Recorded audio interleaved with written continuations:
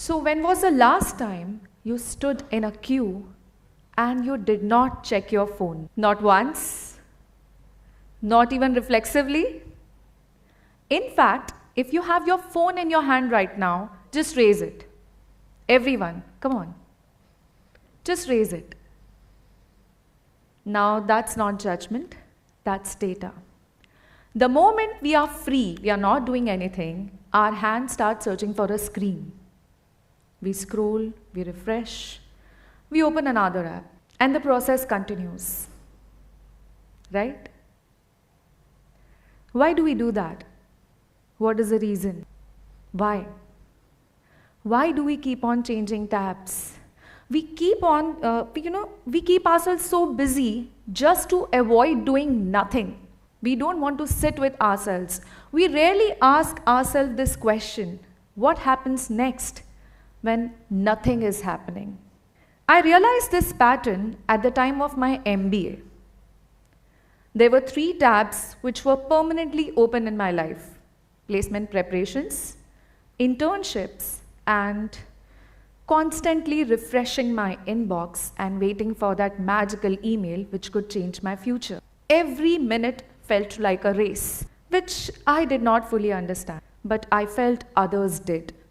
Someone was getting placed, someone was getting that perfect internship, someone had figured out their next 5-year plan. And slowly the comparison begins. Am I doing enough? Am I becoming enough? Or am I lagging behind? Many of us carry this quiet anxiety longer than we admit. I realized this thing again after a few years. I was sitting at an airport lounge, waiting for a delayed flight.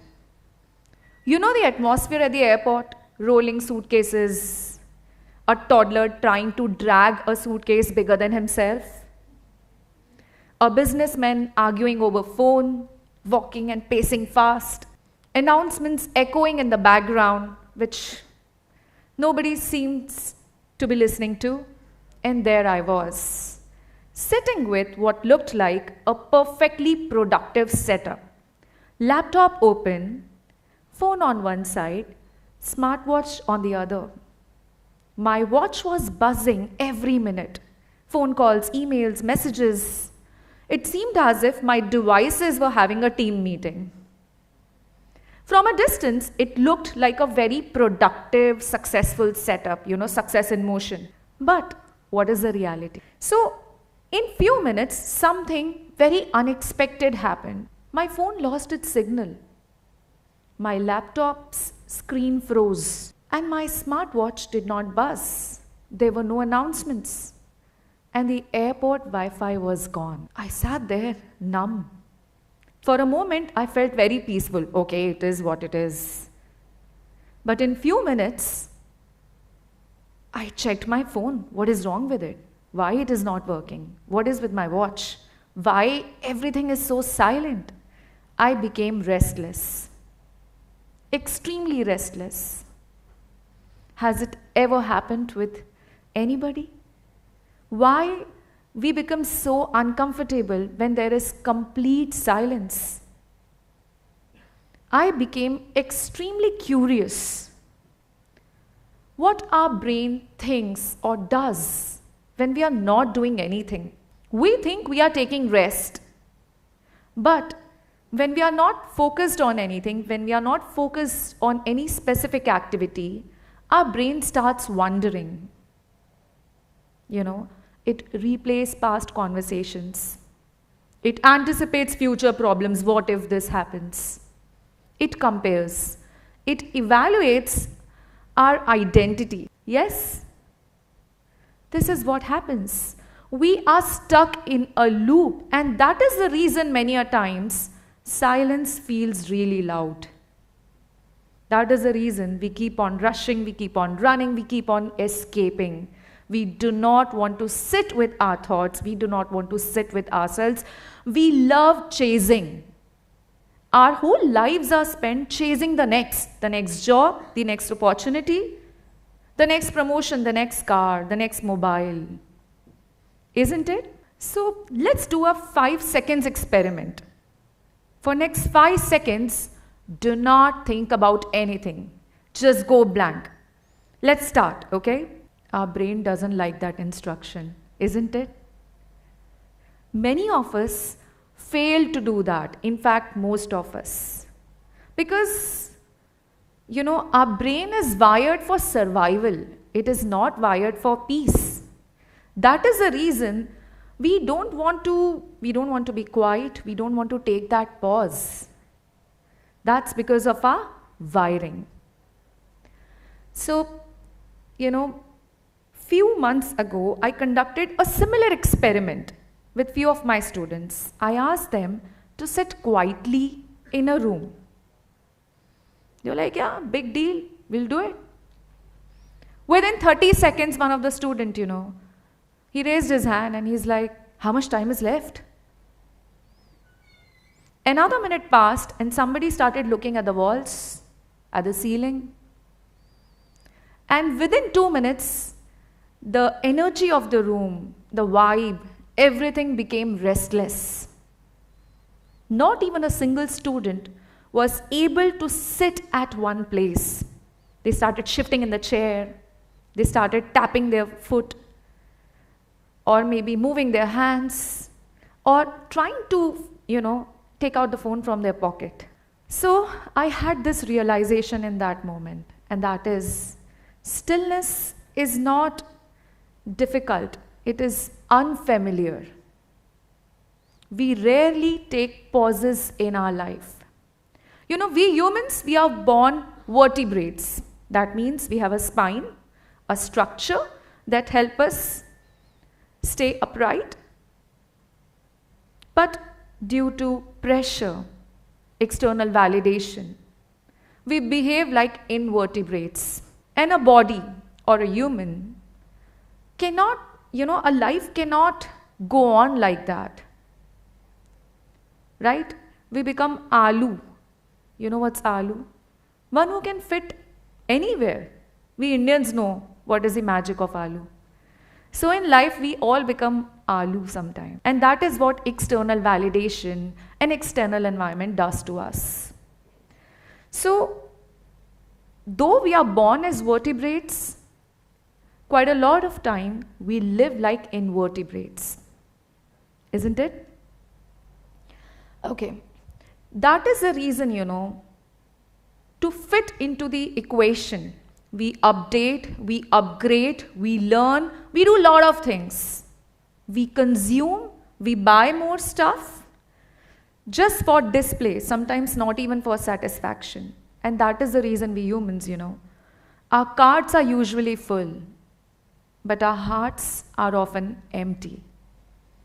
Because we believe in accumulation, not for ourselves, but for the world. We buy stuff and we think, oh, now this is what this person is going to think about me. This is how I will be perceived. So we live to present ourselves. We do not live to live. People travel to make reels. They don't travel to absorb the energy of the place. Rather, usually people have a list of reels, of video ideas which they are supposed to shoot. They don't care about how they are going to feel when they'll climb that mountain. They care about which is the perfect point. I am ready to stand 2 hours in a queue for that perfect picture. Right? Okay. So there's another kind of delight known as non-consumeristic delight. A quieter one. Walking on the grass, getting drenched in the rain, standing under a small waterfall, having a cup of coffee with your friends and not realizing an hour has passed and you didn't even check your phone. Doing something really silly, for example, entering a vegetable market by car, a congested one, and the vendors are folding their hands and looking at you in disbelief as if you have arrived in a spaceship. These silly, ordinary moments bring smile to our faces, which no shopping cart can ever deliver. No phone, no dress, or no handbag can bring that happiness in our life, because these moments, they do not bring spike. They settle you in life. They bring that calmness in your life. And this is what we remember, in few years we are going to remember. We are not going to remember, oh, I purchased that item, You are going to remember, I spent this lovely time with one of my friends. So the real moments which we can cherish, mostly, not all, mostly, are because of, are not dependent on buying things. So indulge yourself in non-consumeristic delight. That is the real delight. Do you ever feel your life is moving faster than you had expected or planned? We never plan things, but things happen. That is what people say about life. Our parents age, friends drift apart, our roles change. In fact, our own version, it keeps on changing. We once depended upon. We also change with time, right? So when everything changes so fast without a plan, what is going to stay with you in future? These little memories. While thinking about this, that airport scene, again and again, it comes back to my mind. Sitting there with those 3 silent devices, laptop screen frozen, phone not working, watch not buzzing. I realized that these silent devices or that airport, that was not disturbing me. It was my thoughts. It was my, that moment of pause. That is what disturbed me, because I never spent time sitting with my own thoughts. In a world which constantly says what comes next, what you want to become, what you are going to acquire, where you're going to reach in 5 years, it is very important that you do not focus over display, but you focus on depth. That you do not focus on accumulation or acquiring stuff, but you focus on things which genuinely make you happy and bring smile to your face. That you focus on things which you feel are inbuilt and you can sharpen them, rather than following the trend, whatever the trend is. Follow your basic instincts and ask yourself not just what comes next, but what is within. Because only then you will know real you, what is inside. And you will not be dependent on opinions of people around you. Because as humans, we consume whatever is around us. When a child is born, the child doesn't know anything. The child doesn't know how to walk. The child doesn't know how to talk. We are the result, we are the output of our inputs. Like Gujaratis can speak Gujarati because their parents taught them, because the society taught them. Punjabis can speak Punjabi because that is what a child listens at home. So take care of your inputs. Then see what is authentic you. Seek clarity. Combine these things. Join the real dots in life. Do not let people define happy moments for you. You decide what makes you happy. You decide what completes you. Your definition of happiness and completeness should be defined by you, not by Insta story of somebody else. We sit at one place, we see something on social media, and sometimes we feel sad about something. We are not even with people around, but still one story, one post, one picture can sometimes shatter us, or sometimes it makes us happy. I strongly feel that you should be at the driving wheel of your life and not the world around you. So seek as much clarity as you can so that you become the real driver of your car and nobody else. Thank you.